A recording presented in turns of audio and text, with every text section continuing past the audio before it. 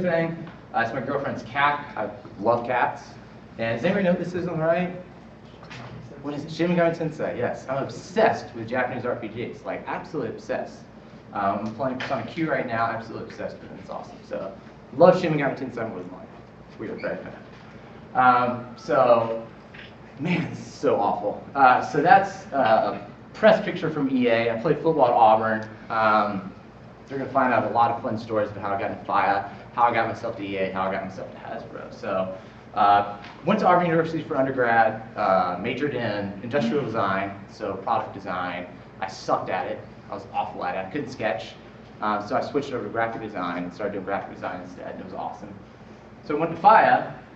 When I was interviewing FIEA, I found out that FIEA had extremely close ties to EA. I was like, wow. I played football in college. I was running back at Auburn University. Everybody looks at me as like, you're 5'9", how could you ever play football? I was really fast. So I played football at Auburn, never touched the field, but I said, hey, what a golden opportunity. I can go to FIEA, and it's a connection school to EA. I was like, wow, how awesome would it be? So as soon as I got here, I talked to Rick.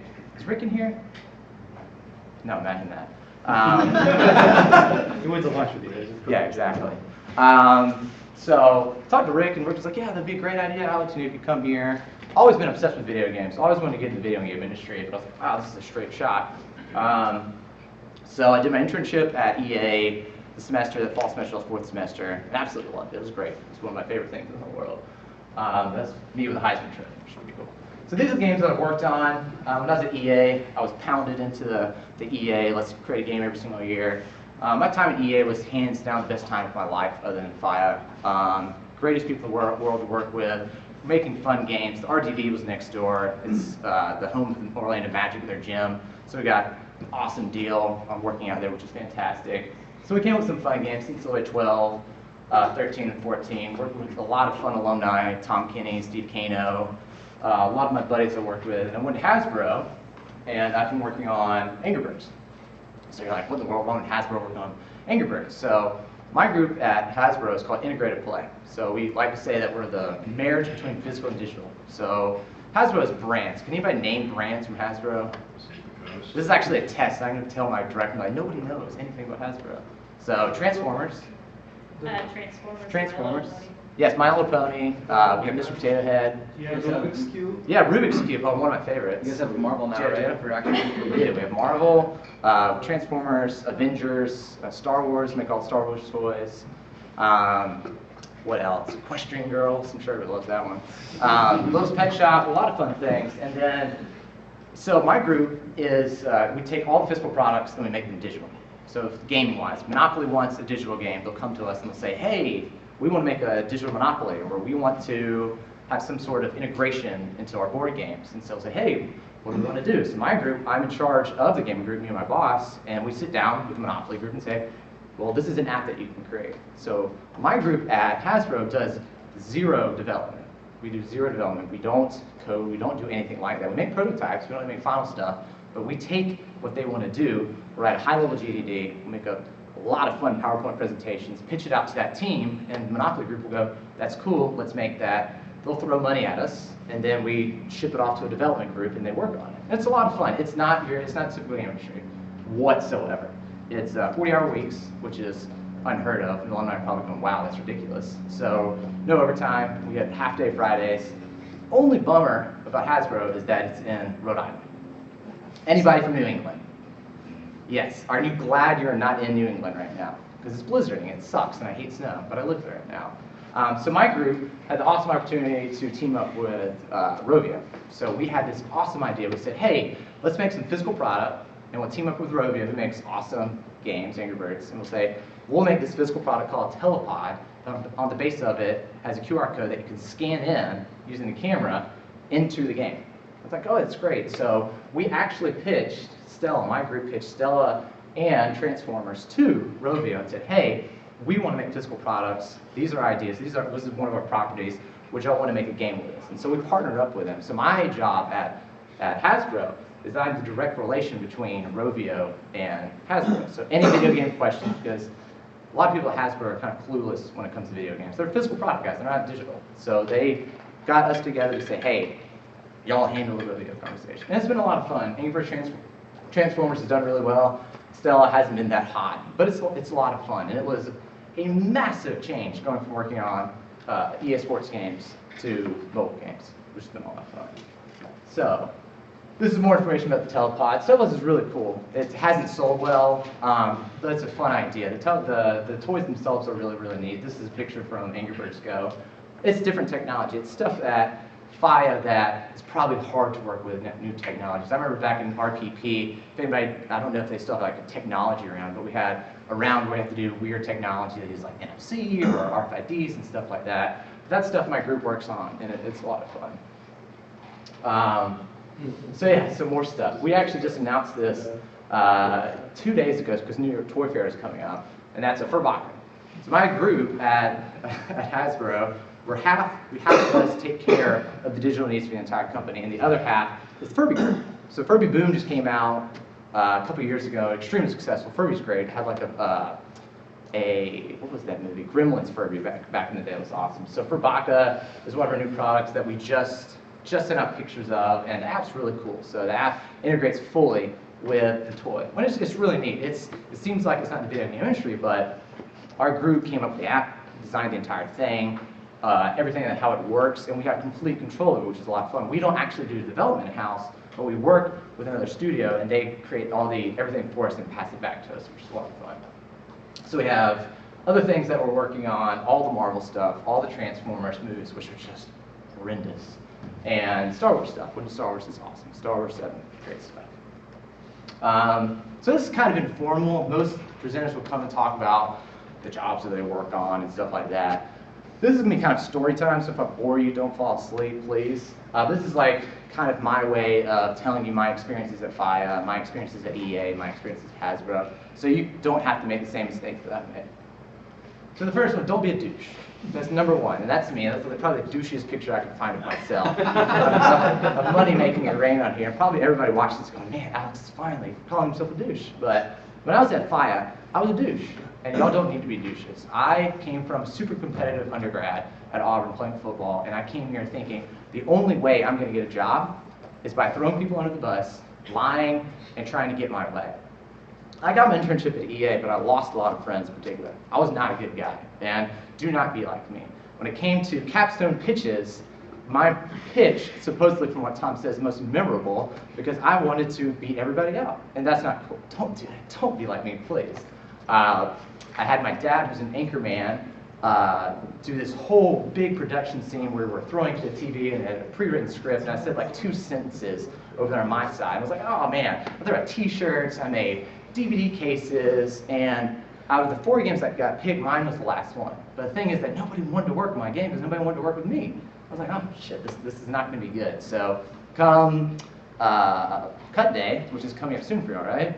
What, like a couple weeks? Yeah, mine first go, of course, mine was out. So, makes sense, because that right there, don't be a douche. It was bad. I made a lot of enemies, and I can actually publicly apologize to all of them right now, which I've done before, but don't be me. Number 2, fail while you can. This is my game that we pitched. This was Polarity. This came from an awesome RPP round that we had. The very first game, me, Steve Kano, Camden Clutter, Michael Brown, a bunch of guys worked on Polarity. It was a fun, like, magnet gameplay mechanic. So I was like, hey, let's pitch it. Let's pitch this as a sports game. This was a failure. My roommate, Seth Allison, we did this. And if Seth is watching, sorry. It was bad. I was not a good roommate. I was not a good friend. And it was probably the most epic that's ever happened at FIEA. It was bad. But I learned a lot. And that's kind of what this presentation is about. You're in graduate school. Fail while you can. Try weird stuff. Don't go over the board like I did. But experiment. I mean, once you get in the industry, you can't experiment. You can't do crazy things, otherwise you have a chance of making a lot of enemies in the industry, getting fired, getting laid off, and stuff like that. So fail while you can. Polarity was an amazing example. I will make that game one day, probably like in 30 years, but it was a fun idea. So 3, layoffs suck, but shit happens. So 3 years into my tenure at EA, my game, NCAA Football, was getting sued a lot. So NCAA Football, we were sued supposedly because we were using players' likenesses in our game. It was a bad thing. So former players were saying, y'all used us in our game and we're not getting a paycheck for it. It's like, wow, this is a crappy situation. Because we have a lot of devs on our team that are super passionate about EA, super passionate about college football, and it sucked. And I was one of those that got laid off. I was probably one of the very first people when they said, by the way, we can't do NCAA anymore. And the worst part about it was I was actually at home that day, and Owen Good, who wrote this article, sent me a message on Facebook and said, by the way, well, how's that meeting going today? I was like, what meeting? I'm not at work. He says, oh, I forgot to tell you, he said, your game's getting canceled today. And I'm at home, and I'm like, what in the world? Because we had a big meeting at 2 o'clock. So I go to work at 2 o'clock, and I'm telling all my friends before that, I'm like, guys, this isn't going to end well, this isn't going to end well. Went to the meeting, they told us, hey, come back on Monday. This is Thursday, and we'll tell you everything that happened. I'm like, great. Now, I didn't know if I was going to get laid off or I wasn't. But for EA, it was a smart business decision. They lost a lot of money in the lawsuit, and they had cut a game. EA's stock is huge right now, $45, $50, which is great. Layoffs happen, but things happen. This is our industry. Our industry is extremely volatile, but it's what you do afterwards and what you learn from it when you move forward that makes it who you are. So this is an article that as soon as I got laid off, I went home and I'm sitting here going, great, I love Orlando. I love this place a lot. All my best friends are here. What in the world am I going to do? How am I going to, rebound from this? So Owen messaged me. He said, hey, Alex, do you mind if I write an article about how you got laid off? Who in the world would ever want an article written about how you got laid off? But I thought about it and I said, how about I leverage this? And I say, I'll let you write an article about it, but if I write an article about it, you're going to have to contact some people for me so I can get a job after this. It was like, deal. So he wrote the article about me. It's pretty, front page Kotaku saying, hey, Alex Howell was talking about how he got laid off and it sucks. I didn't have a job. I mean, it sucked, but it was just part of it. So this is the fourth part. It's okay to say no. So after the layoffs happened, I started trying to get interviews. This was late October when we had layoffs. And so I started talking to 2K. 2K wanted to interview me to bring me over and do single player stuff. So I was at EA, I did Road to Glory, which is their single player feature. So they said, hey, come over, we would like for you to work on our single player feature, it'd be great. I was like, guys, this is great, San Francisco, I have a lot of good friends in San Francisco, this would be great. So they said, all right, interview went great, here's how much you're gonna be making. Whoa, yeah, it was not. It wasn't San Francisco, it was San Francisco, the bottom line of San Francisco that barely make it by. So I'm sitting here going, I came about San Francisco with money that they want to pay me. So I'm like, what am I going to do? This is an awesome game. NBA 2K, one of probably the greatest sports games for basketball. NBA Live is awesome at EA, but 2K knows how to do single player. And that's what I was concerned about. I wanted to bump for my career. So I said no. I was like, great. I'm saying no to one of the companies that wants to hire me. And it was a scary thing because I know I would have loved what I've done there. I've done a lot of fun single player stuff. Been really good for my career, but I had to say no. And the reason why I said no was because of this company, Hasbro. My friend Jason Barnes was at Hasbro because he was creative director of NBA Live, he was creative director of NFL Street, which is one of my favorite sports games. And he went up to Hasbro to work on his integrated play team. So he had reached out to me the day after I got laid off and said, hey, let's try to find stuff for you at Hasbro. This was early November. I didn't get anything back from Jason until January. I was going, crap, what is this Hasbro thing anyway? It's like, hey, we want to bring you up, we're trying to create a job. 4 months later, I finally got an interview. I'm sitting here going, great, this is awful. I moved back with my parents back in Alabama. Girlfriend's down in Orlando. I'm like, this is crazy. How's this ever going to work out? And so I was like, let's take a chance. I just wanted to interview with Hasbro, and they showed me around about how it's different from the video game industry. It's fun. It's creativity reigns. I spent half my day at Hasbro brainstorming, which is fun. So if you're a creative mind and you like design, you like pitching things, it's the place to go. And it's awesome. It completely changed my outlook on video game industry because it's not technically the hardcore video game industry. You're not going to make a Call of Duty game here. You're not going to make Borderlands here. But you're going to make mobile games. You're going to make fun. You have opportunity to do a lot of big things. So I took a chance on Hasbro, and it was fun. So that's the key to this one is don't be afraid to try something new. There's a lot of jobs that you're going to look for as soon as you get out of the industry. They're going to be like, I really don't want to make this because it's an IP that sucks. But think about it for your career. Take a chance. All of y'all look reasonably young. Take a chance while you're young to go move somewhere that you don't want, that sounds scary.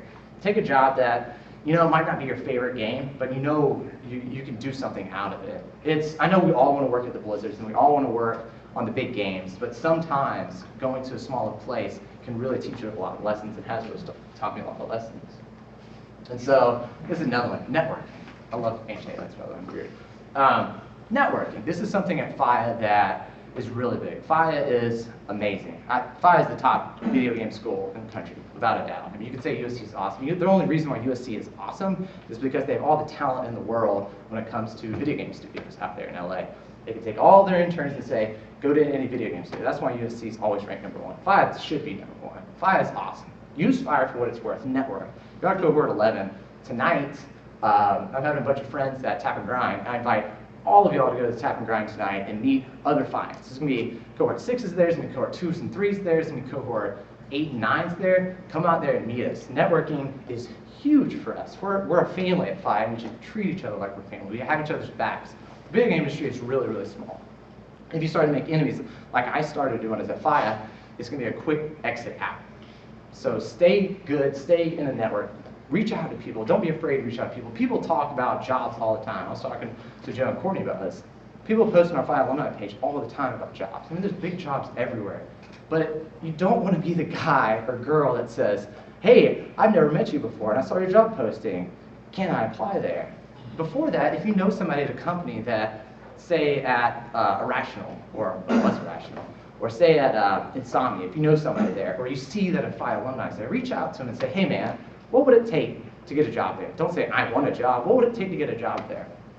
When Roy Harvey, who is the EP of Executive Producer of Madden, came and spoke at FIEA, he spoke on mobile development, he spoke on a bunch of really boring stuff. But after his talk, he was currently the EP of NCAA Football. And I thought, well, if this is my ticket into EA, I'm going to go talk to him. I was the only person that came and talked to Roy because nobody really wants to work at EA Sports. It's not like your first bet is, I want to go to EA Sports and make football games, because our group is kind of, it's football, it's sports. It's like, I want to go make fun, fancy stuff. Like, I want to make Zillow. Who doesn't? So I went and talked to Roy. I said, hey, Roy, what would it take for me to go work on NCAA football? It's the only person that talked to him. So he said, what's the one thing that you don't like about my game? And I said, single player mode, road to glory. It's like, I just don't think it's awesome. He said, well, send me your resume after this. Here's my card. That day, they already set up an interview for me like the following Monday. And it was that. It took me reaching out and not being afraid to ask somebody. So after this talk, anybody wants to talk to me. We have internships in the fall. We've never had a single FIEA intern. And it could be whatever you want to do. Like, frame yourself in any way that you want to talk to me and say, hey, Alex, I'm creative, but I don't have any scripting skills, or I don't have anything like this. We can find something for you if you want that. And it all depends on what you want. And don't be afraid to talk out to people. We're all nice guys. Some of us are antisocial, but I'm not at all. This is a fun one. This one goes out to Ron up there, paper prototyping. Paper prototype is awesome. I was totally against it when I was in graduate school, but it is the hands down the best way to test ideas really quick. You want to create a card game? Paper prototype. You want to create a board game? Paper prototype. You want to create any system in any RPG? Paper prototype. It is the best thing in the world. I won't speak a lot to this, but we do a lot of this at Hasbro. So anything that we make, in terms of games, in terms of video games, in terms of UI framework, it is all paper prototype, and it's awesome. I'm running through this presentation. Don't make work your life at all. Right now, make it your life. 5 y'all are consumed. 14-hour days, 24/7. You have no life. When you do have a life, you just want to drink and watch Netflix. It's just normal. It's what we all do. You want to squeeze in some time in for Dragon Age Inquisition, it's not going to happen. Do it while you're at 5. And when you get out of 5, don't make work your life. This is Tap and Grind. It's my favorite place in the world. It's like my heaven here in Orlando. I love Tap and Grind. Don't make work your life, because it will you'll become obsessed with it. I became obsessed with it. I got to a really, really dark place in my life my second year at EA. My first year at EA, my mode Road to Glory was everywhere. I've come to find out, I didn't realize that since I played college football, since I was working on Road to Glory, and they haven't promoted in a while, they put me out there. They wrote articles about me in Kotaku. They put me in press releases. They put me in interviews with like GameSpot and all these people. I was like, this is the greatest thing ever. Went straight to my head. And I didn't realize what was going on. So I was like, wow, this is great. First year out of FIEA, they're putting me in front of the camera. This is great. This is cool. And I went straight downhill after that. Second year, none of my features went through. None of my designs went through. I was like, what's going on? What's wrong? What's happening? And I let it go to me, because work was my life. Because that first year, work became my life, and it sucked. And I bottomed out. 2 years after that, I finally got to a point where a newspaper in Alabama wrote an article about me Birmingham News and the Mobile News, front page of their newspapers. Wow, I've made it. I'm so cool. No, I read that article because I had talked about how great of a life I had, blah, blah, blah. The second I read that article, I was sitting at my table, I just bawled crying. I was going, this is not who I am. This is not who I've become. I'm not this person that this article is written about. And I just went straight into depression because I made work my life. And I obsessed around it so much that when I read the article, I said, you've become something that you're not supposed to be. And it was awful. Don't do that. It was really, really bad. Ever since then, I worked my way out of it. Became a better guy, became a nicer guy. I unburned all my bridges, which is actually possible. And come to find out that there is things to do outside of video games. And I have a side hustle. Side hustles are awesome. Side projects. Everybody wants a side project. Always do that. Always do something on the side, whether it's reading, whether it's a hobby that you like, whether it's CrossFit, whether it's, I don't know, cosplaying. Whoever likes cosplaying, I love cosplaying. Have a side hustle. Have something on the side that if the video game stuff that you're obsessing over 24/7, because I'm obsessed with video games 24/7, this is a great way to find things that you don't normally want to do, like playing Dungeons and Dragons, which is awesome. Being a bartender on the side when you have a job. Why not? Have fun. Have something on the side. A couple of my really, really talented friends, George Cody and John Carlo and Michael Brown, have been working on a side project for a long time, and it is fantastic, and it's awesome. George Cody is probably one of the most dedicated side hustlers you'll ever meet in your entire life. That George realizes what he does as a UI engineer, but on the side, he is a designer at heart. He's an engineer, but he's a designer at heart, and he spends all of his time outside of work working on games. And it's awesome. And I look at him like, man, you're incredible. Luckily at Hasbro, I have an outlet to do stuff because I'm a designer, but George is a side hustler, and it's amazing. There's a bunch of that, so be a side hustler if you want to be. It's great.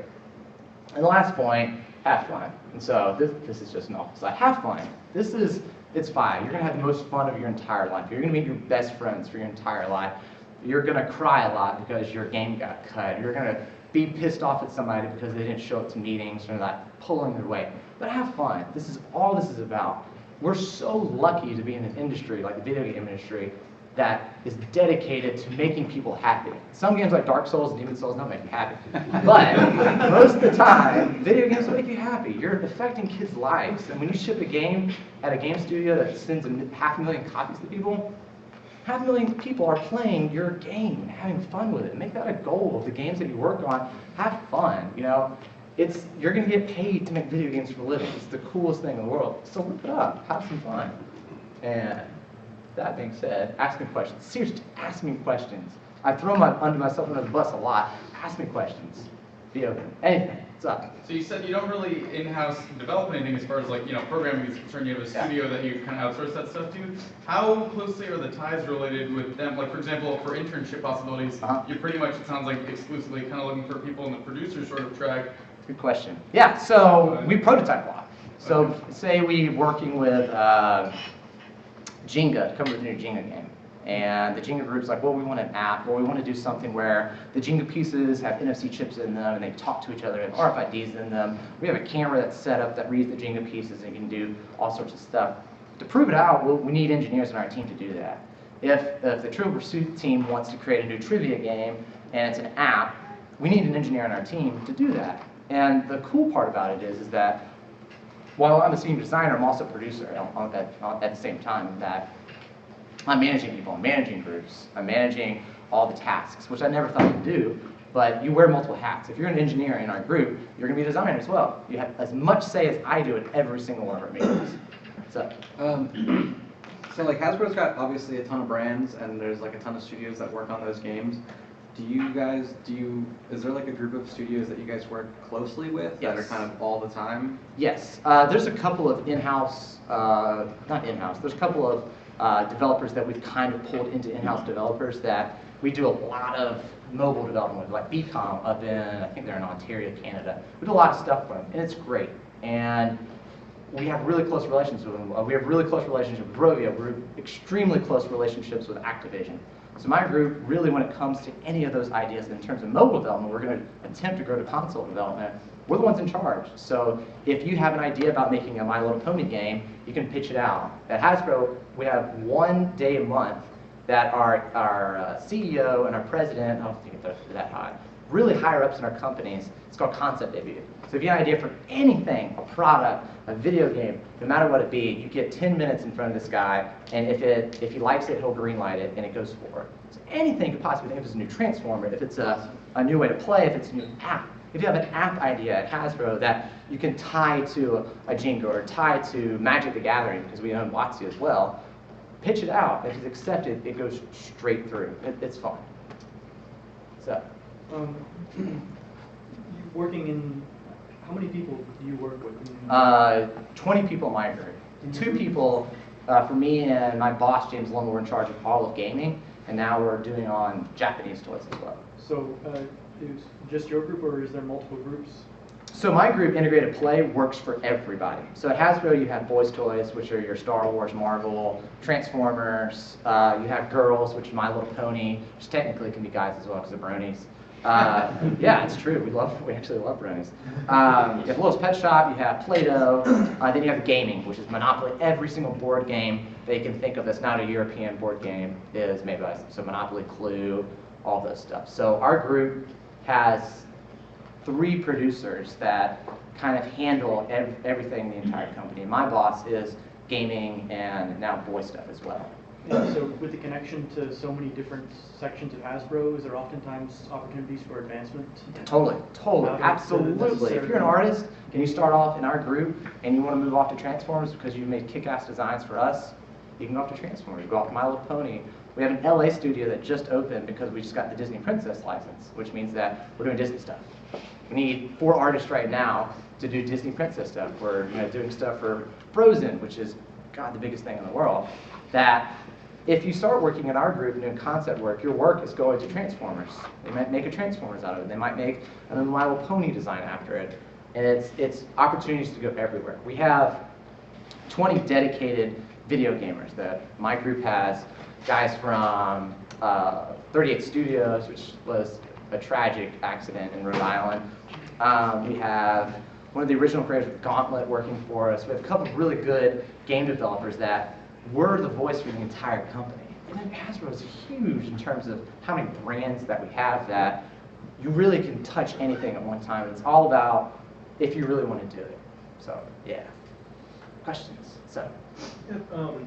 You were talking about how the process goes into getting into some of these things, but after you guys come up with an idea and pitch it, or an idea comes to you and you work on concepting it out, how long is like that period of time? And after you get that out there to the developers, how much do you actually have hands-on after that? Good question. So, say Star Wars comes to us and says, or the Star Wars group says, hey, Star Wars movie is coming out next year or this fall. We need an app for it because we have toys that we want to make an integrated product for. So they'll come to us and say, hey, this is the date, the final day, the ship date of when these toys go out. We have to be ready 4 months beforehand, which is completely different from most video game studios. So your ship date is, you have 2 months beforehand. We have to be completely done and go gold. Ours is 4 months because ours has to line up whenever our toys leave the facility, or their main manufacturing facility, to the stores is 4 months in advance. So we have basically, we look at the schedule and say,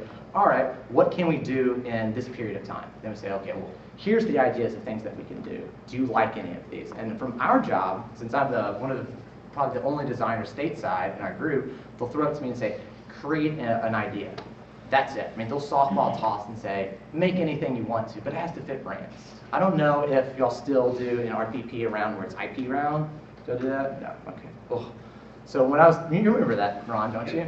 The IP round, which is the intellectual property round, the 4th round of my year, and it was the toughest round because instead of saying, go create whatever you want to, it's go create whatever you want to within these constraints. Because you're working with this brand, and it has to be this target, it has to fit this age, it has to be done by this, and it has to be this size. It sounds hard, but when it comes to design, the creativity, you could be an engineer in our group, you could be an artist in our group, you could be a UX designer in our group. When we brainstorm, we're all throwing the ideas across. My ideas are a mixture of everybody else, and we work together. So it moves quick. It moves really quick. So they'll come to us and they'll say, hey, we need an idea. Probably within a week, we'll have another meeting with an entire package of a PowerPoint saying, this is what it could be. And if they say, sure, we like that, then we probably have another week on top of that then to say, finalize it, reach out to a developer and say, hey, we've got this game idea, we're going to throw this PowerPoint presentation, what do you think, what are our initial costs, here's our timeline, stuff like that. So if you've ever wanted to create your own stuff, work at your own studio, be your own boss, you can learn a lot from Hasbro because you're going to be handling a lot of the stuff that you wouldn't normally be handling at a game studio. So at EA, I was an associate designer, and I loved my mode, I loved Road to Glory, I loved the people I work with more than life, but I never really got an opportunity to do stuff like this, to be a producer, to reach out to developers, to network and stuff like that, bring in people, bring in FIEs to work with me. I just got Matt Eames, one of the most talented artists in the world, besides Giancarlo, to work with me at Hasbro. He was at EA for probably 12 years, and he's an amazing concept artist. I was like, hey Matt, you gotta come up here. We need an art lead. So he comes up, and he's working on Transformer stuff, he's coming up with crazy concepts, and everything that he does, he comes to my meetings, my design meetings, and he's throwing ideas up on the wall, because he can sketch and he can draw better than me, and he has just as much say as I do, which is pretty cool. So, in terms of like hard skills, what do you do? hard skills? Hard skills, so like coding. None. I can't script, I can't code, I can't sketch. I'm good in Photoshop, extremely good in Photoshop. In terms of everything else, designer, GDDs. When I was at EA, I pumped out GDDs like it was my job, but now it's kind of more high-level concepts. So if a group says, we want an app that's connected to our experience, I'm the one that has to build the whole package to say, from start to finish, this is the UI, this is how much it's going to cost, this is your safest bet in terms of development schedule, all that stuff in a package, and then hand it off to them. So. Hasbro just partnered up well, I'm not partnered, but they just got the license for Yokai Watch, is that right? I do not know about that. That would be awesome if they did that. Okay, So. because, well, I just read an article earlier today about Yokai Watch and Hasbro partnership, so. Really? Yeah, I don't know. I need to read that article. That's really cool. That's awesome. So, when you guys get a new brand, does that go through your studio? So do you like come up with the ideas of how you're going to market it, or how you're going to just Everything. Yep. So I never worked with products in my life before. In my undergrad, I was an industrial designer, so a lot of product design, but I still can't sketch, so I wasn't that good. So at Hasbro, we do that. We work with the product designers. We work with the marketers. Marketers are in every single one of our meetings, which is something as a video game developer, you're going, why are marketers in my meeting? But they have to sell things, and it's just part of the system. If you can be lucky enough to work on your own and be your own marketer, that's great. But my marketing partners know way more than me when it comes to marketing and how to sell products. So you do have to work with those people, and they're good, they're great. The ones at Hasbro are especially awesome because they want to work with us and they allow our ideas to go forth before they say, hey, marketer's like, hey, I've heard of these Skylanders. Why aren't we doing a Skylanders game? We're like, give me $30 million and we will. So they're good. It's good to talk to them. It's a good relationship with Hasbro. But the other thing is pretty cool. It's interesting. So, what's up? So you guys are in a very unique position between like physical and digital game stuff. Do you see Hasbro doing more like board games assisted with digital like apps, kind of like the XCOM games? Yeah, has anybody seen the XCOM game? I played it when I was at Spiel, and it took 45 minutes for me to get through just the introduction. I loved it. It's nothing I personally buy, but there is a massive barrier when it comes to, do people really want to use a phone or an iPad when they play a board game? Does it make sense? When you pick up a board game like Monopoly, when you pick up a board game like Sorry, you pick up these games, you have preconceived notions of what that experience should be like. So when you introduce something like an iPad or a phone in there, you're going, is this necessary? What is this bringing to the table? So there are lots of opportunities. And our group, specifically, if you were in our group, you could come up with any of the ideas to say, I have this new idea for Clue. I want to create a Clue app that brings you through a mystery and tells you like a narration of it. And if the group likes it, it can go forward. But it needs to make sense. It needs to sell. We do a lot of marketing apps, which are free apps, which don't have any in-app purchases or anything like that. But it's a fun way to say, I have this idea that would look good on my resume, that would look good to try something new. And then there's lots of opportunity for that. So. You asked this at the beginning what we play. What do you play? Oh God, I'm obsessed with my Nintendo 3DS. I got 3DS for my birthday last year. I'm downloading Majora's Mask and Monster Hunter 4 tonight. Secret of Mana, hand down, my favorite game of all time. I'm playing through Shin Megami Tensei, Nocturne. I'm playing through Digital Devil Saga. Anybody heard of that? Yeah. Oh, so awesome. It's ridiculous. It's like horribly gross, but it's awesome. Great RPG mechanics. I'm playing through that right now. Obsessed with Minecraft, thousands of hours into Minecraft. And I'm really obsessed with Mario Golf. That's the time. Like Mario Golf, as in Mario Golf was on sale on 3DS, and I hadn't picked it up. I love Mario Golf 64, so I played that, and Mario Tennis games. Like Camelot makes the best arcade sports games, stuff like that. And I love video games. I love Netflix as well. Almost done with Breaking Bad. I love anime. I was watching Terraformers, and it was awful. And they're making a live-action movie, which is like a whole live-action movie from that. So I'm everywhere when it comes to it. But favorites are JRPGs and sports games. So. Hi. I was wondering if you could speak to some of the artists here in the room. What are sort of skills that you're looking for in your art department as far as that? Totally.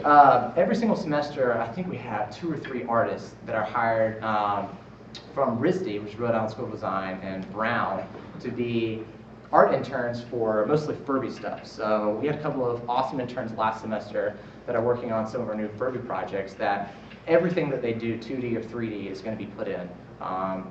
They'll be doing 2D concept art, they'll be doing 3D modeling. It's a lot of kind of what your skill set is, and we cater to that. We don't really go out and say, we need X, Y, and Z. We kind of look at you and go, what's your skill set? What would you want to do with us? How would you grow when you're with us?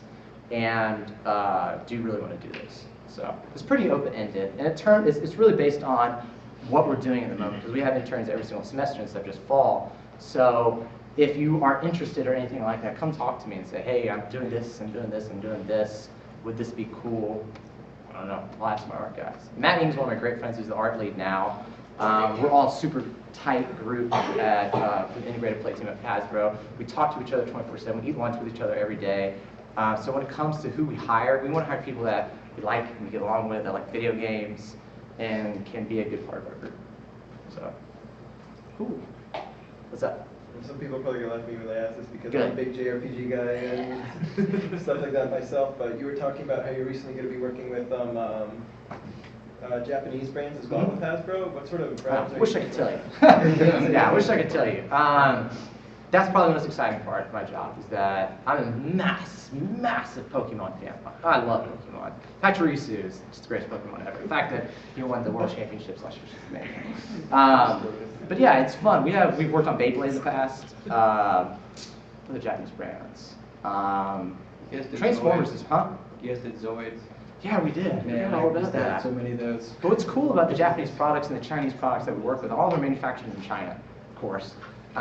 So when it comes to products that are made in Japan and China, we look at those and we say, hey, would this brand succeed in America? And if we give a good case for it, we try to take that brand over. Because Japan's market, toy market, is completely separate from ours. Like Bandai Namco and Gundam, biggest thing in the world over there in Japan. Like they're obsessed with awesome mechs and awesome robots. So our Transformers brand is actually not as big in Japan. But Takara Tomy, who makes Transformers, we partner with them. It's us and Takara Tomy that have Transformers.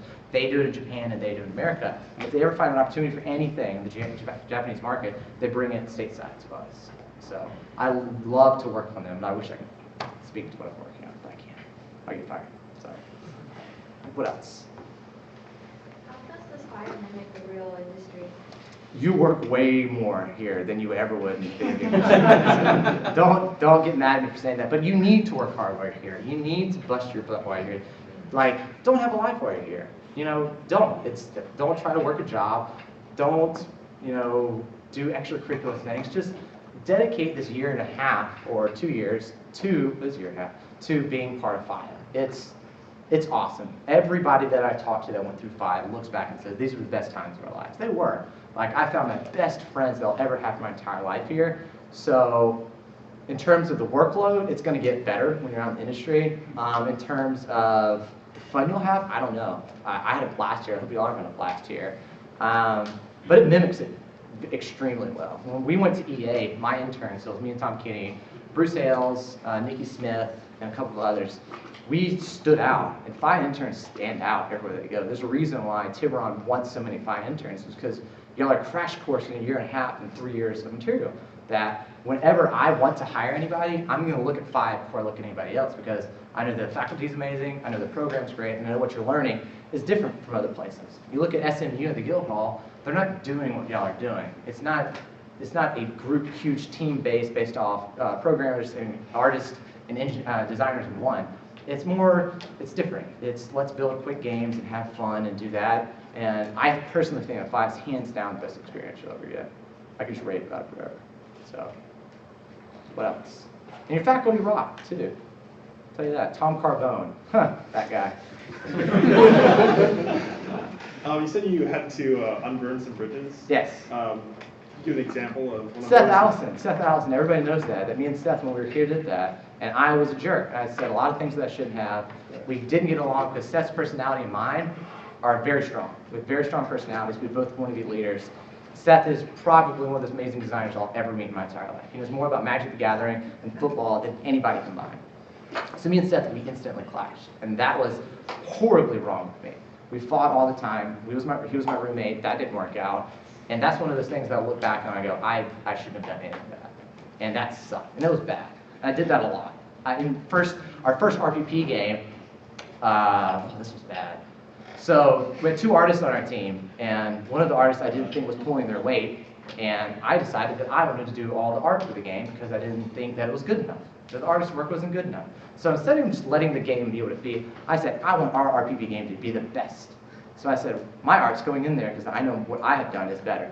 Shouldn't have done that. Okay, don't do that. Don't ever do that. This is graduate school. This is not the industry. This is the time to work those things out and learn from that. Learn from me. Don't do what I did. It's bad. Yeah, we liked our game, but at what expense? Of hurting people's feelings, of having somebody go talk to teachers 24/7 because they felt like this guy, Alex Howell, was just ruining his life. Don't do that. Don't be that. Like, our year was an experience. It was a fun time, but it's lessons learned that I hope I can show up to y'all. So. Did you unburn it? I don't know. Me and Seth, we chat in group chat sometimes, but I would love to shake his hand. Maybe he'd probably flip me off if I tried to. So. What else? Any burning questions about the industry? Tiburon's a great place. If y'all get a chance to go to EA, I would go there, especially because you can pump out titles quick. If you want a place that you can get AAA titles, you go for 3 years, you have a possibility of shipping out at least 3 AAA titles, at least a Madden. You could ship an NBA, you could ship the golf game now. I mean, that's awesome. If not, try to go out to the West Coast. Try to go find somebody. We have a lot of connections. We have a lot of EA connections. If you ever want to hit me up for connections, say I know somebody at Turtle Rock. My best friend's at EJ, or at Turtle Rock and Evolve. If you ever want a connection, ask. But don't do it when you want something. Do it because you want that connection. You want to build that connection. I was talking to Joe earlier. Cohort 1 and Cohort 11, we're growing. We're expanding. It's hard to look at somebody from Cohort 2 or 3 from y'all's point of view and say, hey, how's it going? How's the industry? I mean, y'all are brand new. It's hard to relate to somebody who's been in the industry for 8 years. You know, how's that even happen? But don't be afraid to. You know, if you come from FIEA, we're a family. We should act like one. What else? Any burning questions? Faculty, any questions? Ron, you got something for me? Sure. What's the way that you would say is a better way to handle that situation that you encountered with that artist where you didn't like their work? Don't try to do your own thing. When you're doing the RPP, which I don't think y'all have RPP2 anymore, do you? No. It's a team. When you go in the industry, it's a team. If you try to be individual, it's going to be tough. And it's going to be hard. You can still go through if you're talented enough, but it's about being a team. When you're working as a team, you're not only going to get your stuff done quicker, but you're going to be happy about it. So the way I should have handled that situation, I should have let her art go through it. And it shouldn't have been about me and me trying to get my goals through. It should have been what the team goals are. So set goals for your own team. Set expectations for your team. I know y'all working on RPP projects right now. Everybody, capstone projects, thank you. Appreciate that. Capstone projects that you want to go on Steam and you want to go big. That's awesome. And I think you should totally do that. But when it doesn't happen, don't get upset. You know, like Ascension, amazing. Those guys are awesome. I was talking to Joe about this. I think those guys are just probably some of those standout people at FIEA because they represent everything that FIEA was about. That they didn't have to take on the internships to do what they wanted to do and be big. They did their own thing, and that was huge. And even HIT with just getting on Steam this past year. Just set expectations and set goals. And if your tenet or your goal for your game is to, you know, respect the team and follow orders and work as a group to do things, do that. And don't try to be individualistic. It doesn't work out. Cool. Anybody else? Going once? We got business cards for maybe once in it. So, business cards is cool. So, appreciate not a lot of people being on their laptops either. That's awesome. I was actually afraid and I was going to call people out, but you weren't. So, except for JT. Let's see, I have questions for y'all. What do you think of JR? Honest opinion, JR. I love JR. JR would seem like the scariest person in the world during my cohort, and he's not. You should go talk to him. He's a good guy. Just don't talk about the Eagles. So, anything else? Well, thank you so much, Alex. Let's give him a hand.